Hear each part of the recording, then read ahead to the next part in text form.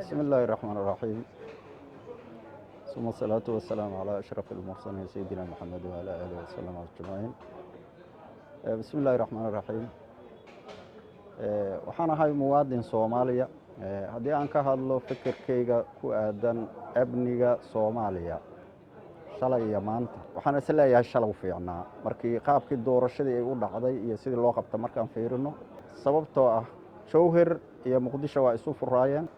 shabeellada meesha la yiraahdo Daafeed iyo Muqdisho waa la isu dhaxmaray marka iyo Muqdisho waa isu furaayeen gobolada dhudhow oo banaadir la isku dhihi jiray markii aan fiirino haddana waxaan ognahay in amni darro ay ka jirto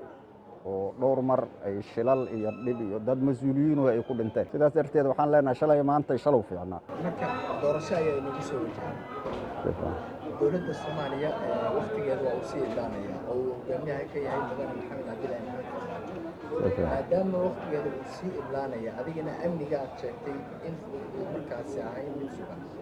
dabcan sidee ay ku qabsan kartaa doorashada ay sanadkan waxaan isleeyahay doorashadu saddex lakab oo waaweyn ayay u baahan tahay dib loo helo way qabsoomi kartaa aan leeyahay saddexdaas haddii midkood la waayana ma qabsoomi karto kuw amnigaasa shardi u ah waxaan aaminsanahay in ay adkaan doonto in la qabto dhinaca amniga dhinaca dhaqaalaha iyo midnimada siyaasadda oo ayaduna in loo midoobo isfaham oo yimaada ah dadka doorashada isu soo taagaya kuwa hadda maamulka haya iyo kuwa musharaxiinta intaba heshiis siyaasadeed inay gaaraan amniga dalka in la sugo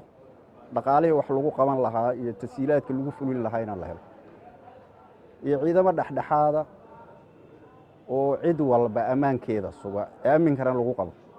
oo u dhaxeeya bulshada intaas haday dhacdo waxaan is leeyahay waa la qaban karaa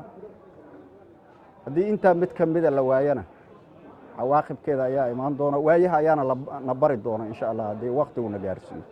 fikirkayga waxaan is leeyahay horta hawiye dadka wuxuu ka mid yahay doorashada Soomaaliya ka qayb galaya madaxtinimada heer madaxweyne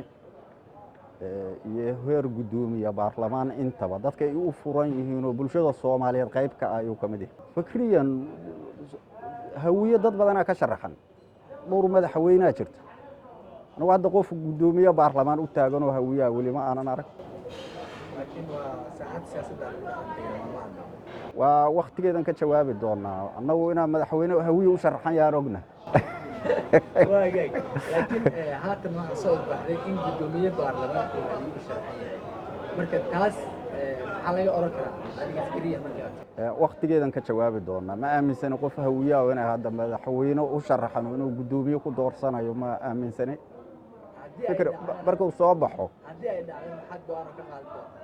waa aragtideeda inay sabab jirin aan aaminsanahay anigu saxaafad bumbuuninayso